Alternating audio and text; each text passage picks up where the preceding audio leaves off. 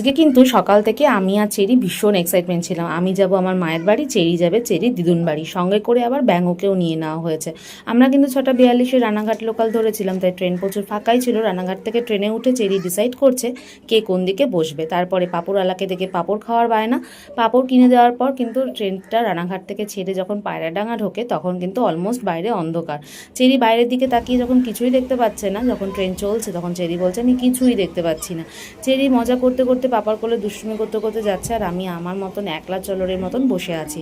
কেন বাড়ি থেকে ডিউটি শুরু হয় পাপার, একদম দিদুন বাড়ি গিয়ে ডিউটি শেষ হবে। চেরি রাস্তায় পাপার সাথেই বেশি থাকতে পছন্দ করে, তাই আমি আমার মতন একা বসেই ট্রেনে এনজয় করি। তারপরে কিন্তু ফাইনালি রানাঘাট থেকে আগরপাড়া আমরা পৌঁছে গেছি। খড়দা যখন ঢুকছে তখনই বৃষ্টি স্টার্ট হয়ে গেছে। আগরপাড়া অনেকক্ষণ ওয়েট করার পর বৃষ্টি যখন একটু কমে, আমাদের কাছে ছাতা ছিল না যেহেতু, চেরির মাথায় একটা প্লাস্টিক দিয়ে সোজা চলে গেছিলাম গোলার বাড়ি। গোলার হ্যাপি বার্থডে ছিল। গোলা তারপরে কেক কাটিং অলরেডি হয়ে গেছিলো, অনেকটা রাত হয়ে গেছিলো। তারপর দাদা আর বুনুতে প্রচুর মজা করেছে। বাড়ি